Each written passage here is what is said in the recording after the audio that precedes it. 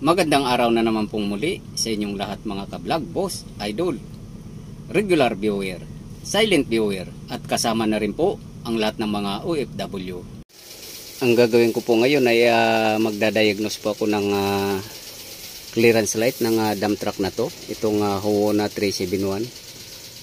So itong left side po ng mga clearance light dito sa left side ay hindi gumagana, samantala yung nasa right side ay gumagana po siya.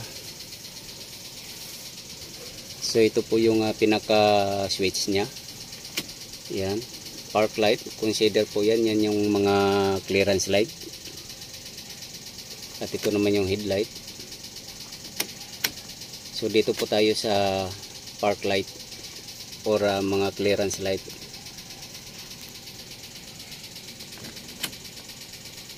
So pagmasdan po natin sa actual doon sa baba.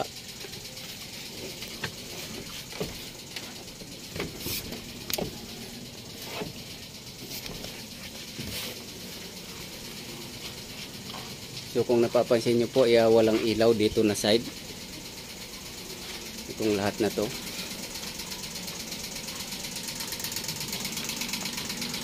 Yan. Lahat po yan. At ditong kanan side naman ay umiilaw siya.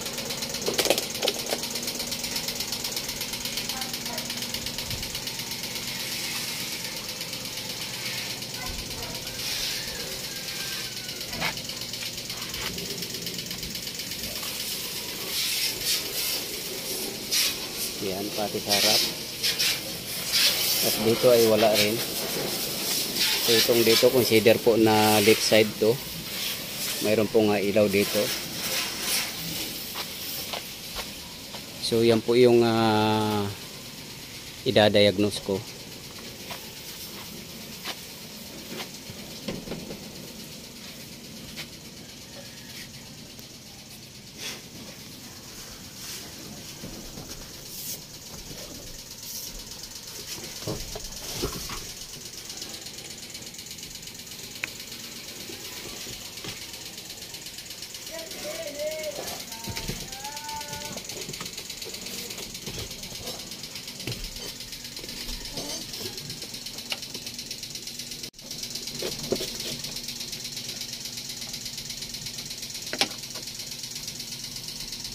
So ito po yung mga fuse at saka mga relay.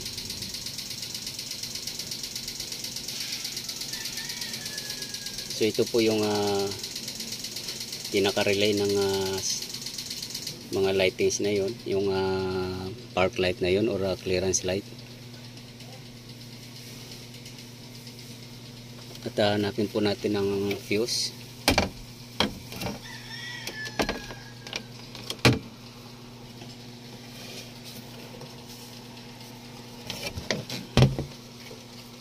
So base po sa manual, so ito po siya, from right 1, 2, 3, from right 1, 2, 3, so ito po siya. So nalukit na po natin yung relay nya,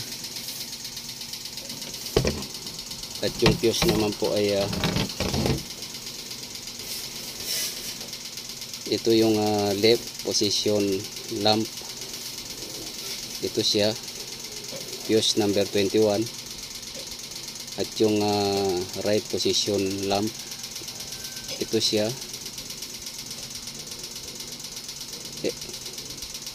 fuse number 19. So 19 and 21 base po dito sa manual na to or diagram na to.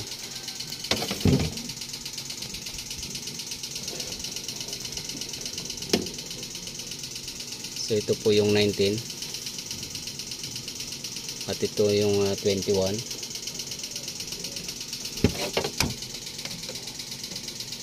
So hanapin naman po natin yung dahil yung may sira po ay left side. So ito po siya. Ito po dapat yung hanapin natin, itong fuse. number 21, dahil ito po yung hindi gumagana. So left side po siya, yan.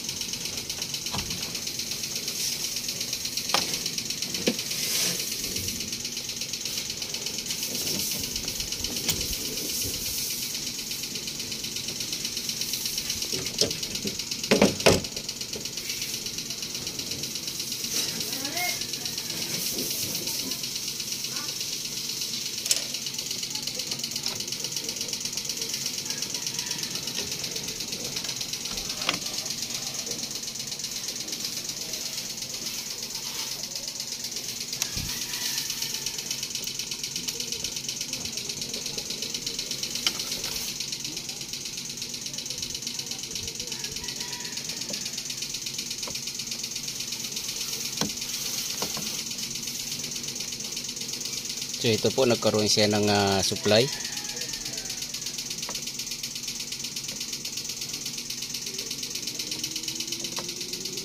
Ito yung left. At ito yung naman yung right. So parehas na po siyang gumagana. Ito po ay hindi gumagana kanina.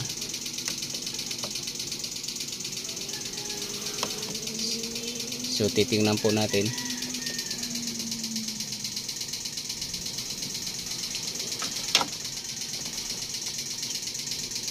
So ang design po ng wiring na to ay isa lang po yung relay niya, pero yung magiging output papuntang ilaw ay dalawang fuse po siya, left and right. So kapag nasira po yung isang fuse, so kung aling fuse po or left or right, so yun lang po ang mawawalan ng ilaw, hindi po sabay-sabay na mawawalan. So kaya hindi po magba-brown out lahat yung buong body ng sasakyan doon sa labas, sa dam box. So titingnan na po natin.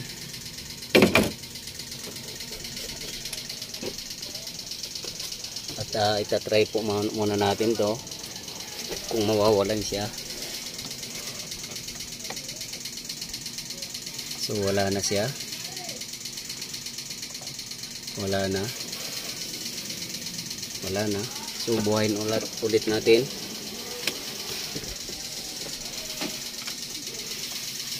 Ayan. Yan, so i-actual na po natin to doon sa baba. So kung napapansin po natin ay red po yung tinanggal natin na fuse. So itong blue po ay 15 amperes, yung red naman ay 10 amperes. So wala pong problema kung aangat po tayo ng ampere load ng fuse, basta yung kasunod lang po. Halimbawa 10, ang kasunod niya ay 15, so pwede po tayong mag-aangat niyan ng ampere load. Gagawin natin 15. So wag lang pong bumaba, kasi kapag mababa po ay maaring putol kaagad siya. So pwede po tayong mag-angat basta isang step lang po. kasi yan na po yung kasunod, yung 15 amperes na yan. So titingnan na po natin sa baba.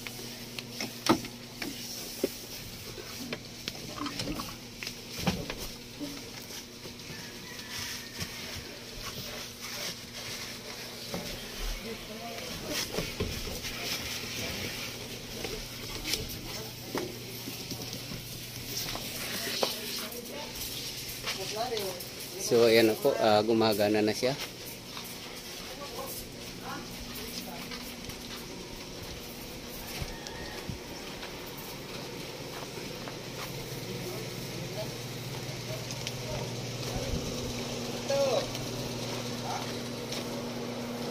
Ayan. So parehas na po silang gumana. So yung po yung naging problema, yung fuse na left side fuse po ng clearance light. Ayan.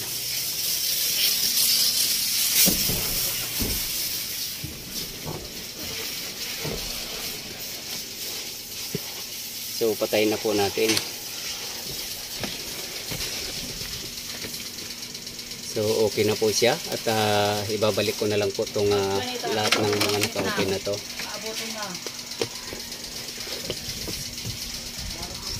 So ready na po ito siya biyahe. At hanggang dito na lang po muna ang video kong ito. Please like, subscribe na lang po and hit notification bell para sa susunod na mga video. God bless all po.